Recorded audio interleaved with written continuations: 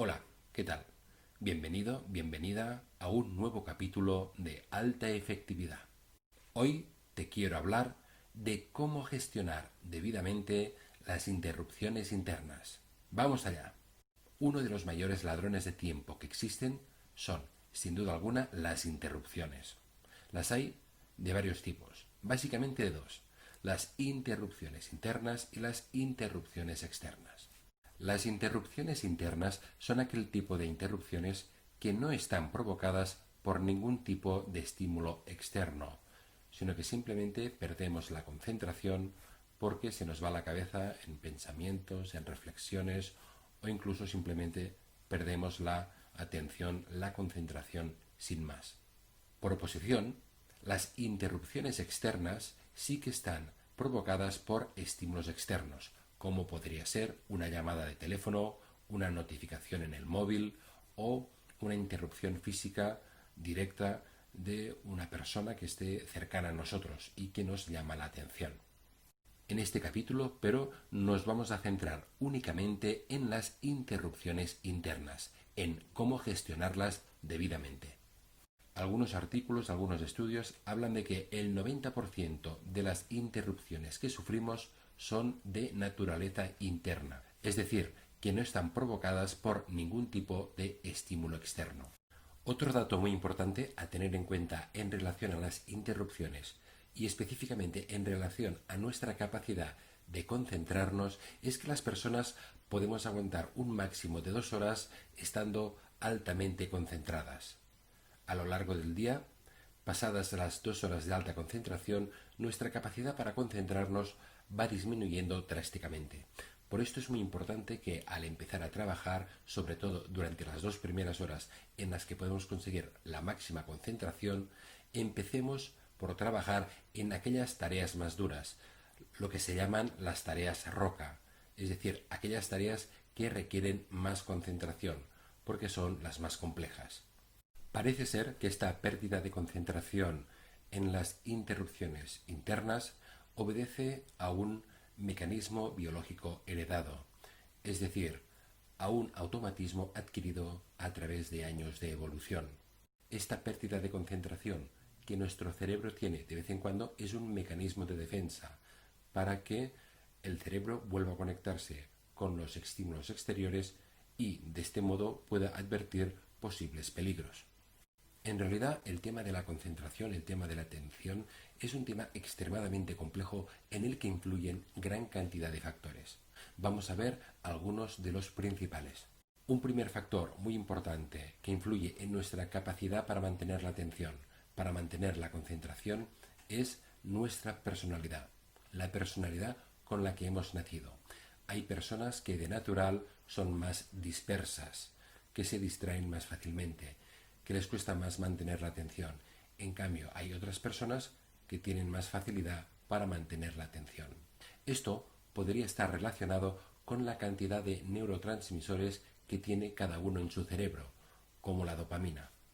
Otro segundo factor muy importante también a tener en cuenta son los problemas de salud, con los que se haya nacido o que pueden aparecer más tarde a lo largo de la vida, como por ejemplo problemas de visión, por ejemplo también problemas de dislexia, de lateralidad cruzada o incluso en casos más graves problemas como trastorno de déficit de atención o incluso trastornos de ansiedad que incidan directamente en nuestra capacidad para concentrarnos. Un tercer factor que también influye en nuestra capacidad de mantener la concentración es el ambiente. Es decir, si nos han acostumbrado desde pequeños a mantener la atención, a concentrarnos. Por esto es muy importante que los niños hagan los deberes, porque de esta manera están desarrollando su capacidad para mantener la atención. En cierta manera, la capacidad de concentración, la capacidad de mantener la atención es como un músculo que se puede y se debe entrenar. Un cuarto factor que incide directamente en nuestra capacidad para mantener la concentración y no interrumpirnos a nosotros mismos es nuestro nivel de energía.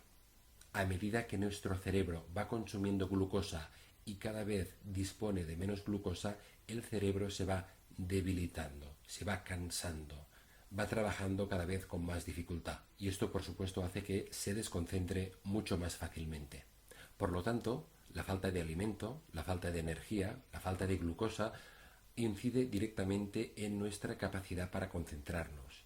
Pero también sucede a la inversa, es decir, un exceso de comida hace que todos los recursos de nuestro cuerpo, la sangre, todo se concentre en nuestro estómago para hacer la digestión. Y esto también puede producir cansancio en el cerebro y hacer que funcione más lento y con más dificultades.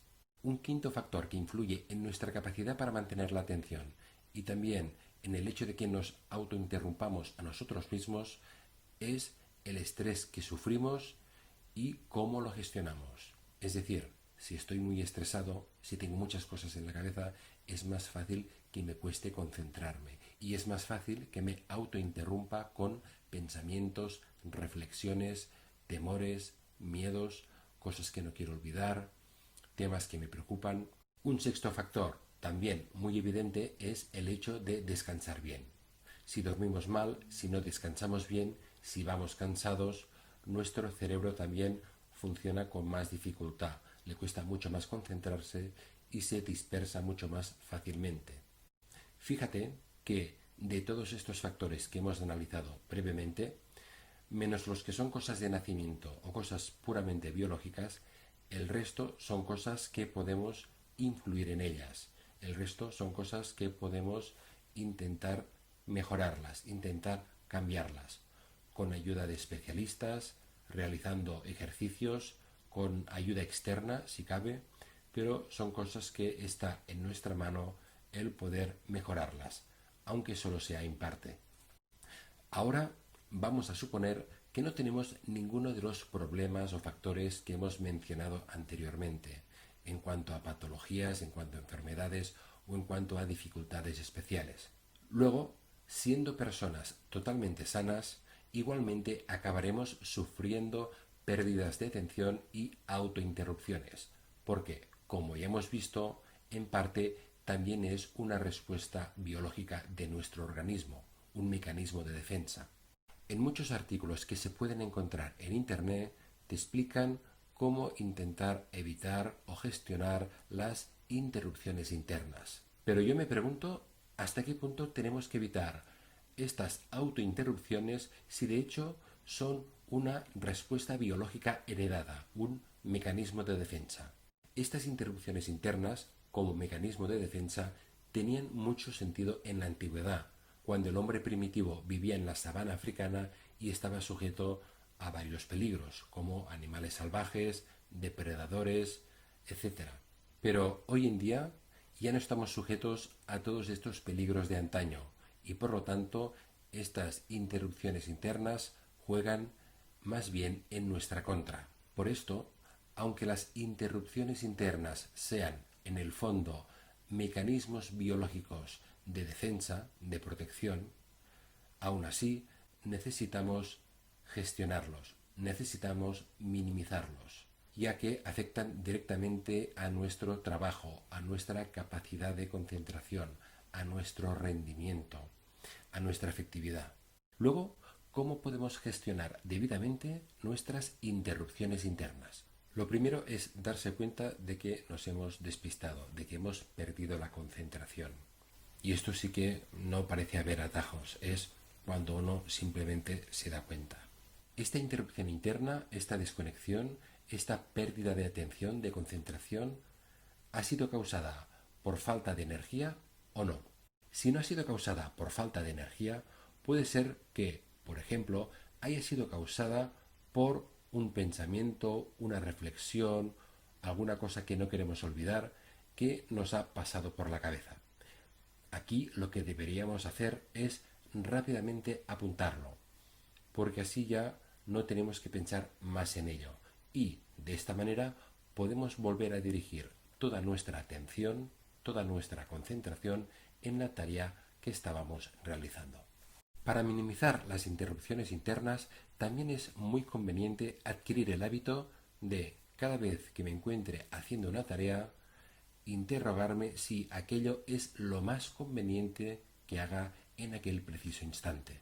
De esta manera, Si me encuentro a mí mismo haciendo una cosa que no me aporta ningún tipo de valor o que simplemente estoy distraído, lo voy a detectar más rápidamente. No se trata de un hábito rápido y fácil de adquirir, pero cuando uno se acostumbra a ir pensando sobre lo que va haciendo, a ir pensando si aquello que está haciendo en ese momento preciso es lo más conveniente de hacer en ese momento, es la manera de darse cuenta si está perdiendo tiempo, si está procrastinando o si realmente está haciendo lo más conveniente para él. Y si cuando me paro a pensar en lo que estoy haciendo, justo en este momento no estoy haciendo nada, luego lo que tengo que hacer es preguntarme qué es lo más conveniente para mí de hacer a continuación. De esta manera podré recuperar más rápidamente mi concentración y enfocar mi atención en la tarea que me sea más conveniente de realizar a continuación.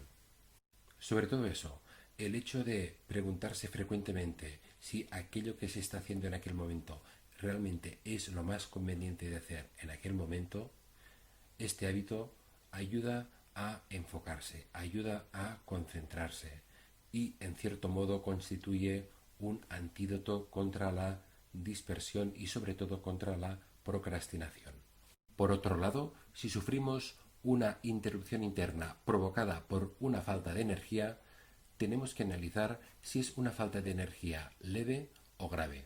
Si es una falta de energía leve, seguramente con un pequeño descanso o con un pequeño refrigerio nos recuperaremos pronto y rápidamente podremos volver a concentrarnos en la tarea que estábamos realizando. Pero cuando la causa de nuestra interrupción interna es una falta grave de energía, es mejor, si se puede evitar, no forzarse a volver a recuperar la concentración, la atención en aquella tarea que estábamos realizando, porque esto es simplemente torturarse. Siempre que se pueda evitar, si tenemos un problema de una falta grave de energía, porque no hemos comido, porque no hemos descansado lo suficiente, lo mejor siempre va a ser parar. Puede ser que excepcionalmente no tengamos remedio y debamos continuar. Nos ha pasado a todos. Aquí cada uno deberá elegir sobre lo que crea más conveniente y también lo que pueda aguantar. Una cosa que podemos hacer cuando sufrimos interrupciones internas debidas a faltas graves de energía es cambiar de actividad. Es decir, temporalmente llevar a cabo otras tareas, otras acciones que podamos hacer sin utilizar tanta energía, sin necesidad de concentrarnos tanto. Esto nos permite recuperarnos y más tarde volver a concentrarnos en aquella tarea que estábamos haciendo inicialmente.